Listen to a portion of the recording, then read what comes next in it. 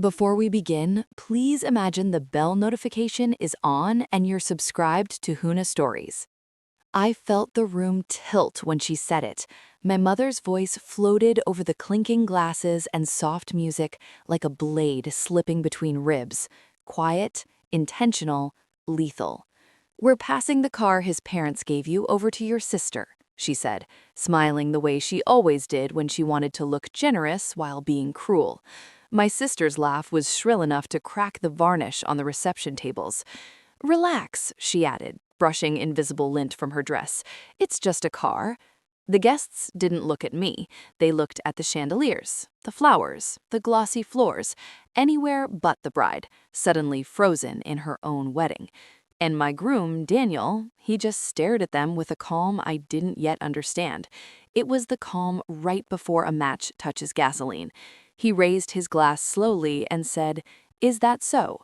That was the moment everything in me went cold, because I knew the wedding wasn't the beginning, it was the culmination, and none of us were walking out unchanged. I met Daniel 3 years ago when I still believed loyalty was something you earned by being good, by being patient, by being the daughter who didn't argue, who always gave more than she received. He admired that about me, said I had a quiet strength. He kissed me like I mattered, listened like my thoughts were worth something, loved me in a way my family never learned how to. Back then, I thought love made me safe. Back then, I hadn't discovered the kind of betrayal that grows roots in your own bloodline. It started small. Offhand comments, strange hesitations in my mother's voice, a text I saw on my sister's phone deleted too quickly but not quickly enough. Get her to sign it before she realizes. Realizes what? The car? The marriage? The inheritance? The house?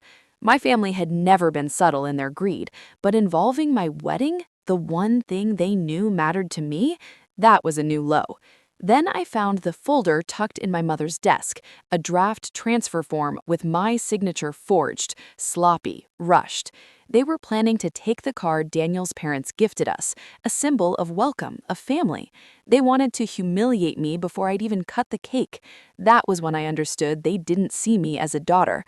I was an asset, one they assumed would stay quiet. They were wrong. I didn't confront them. I learned from them. Smiles hide knives. Silence is a weapon. Timing is everything. So I planned, not just the wedding, the unveiling.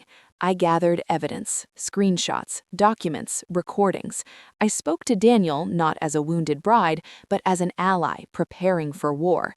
His parents were old money, quiet money, the kind that doesn't yell when crossed, but rearranges lives with spectacular finesse. We set everything into place weeks before the wedding, while my mother prattled on about floral centerpieces and my sister practiced walking in heels she couldn't afford. They would never see it coming. Back to the wedding, the moment, their moment, they thought. When my mother announced the transfer, she expected me to crumble, cry, beg.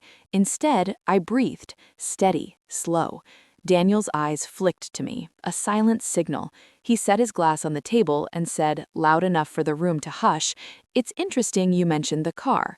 My mother froze. I felt her confusion, sweet and sharp. Daniel reached into his jacket and pulled out a folded document. Because this morning, the car and all related assets were legally transferred to my wife alone. And there's something else. My sister scoffed, but her voice cracked. "What else?" He nodded to me. I stepped forward, pulled the small recorder from my bouquet, and pressed play.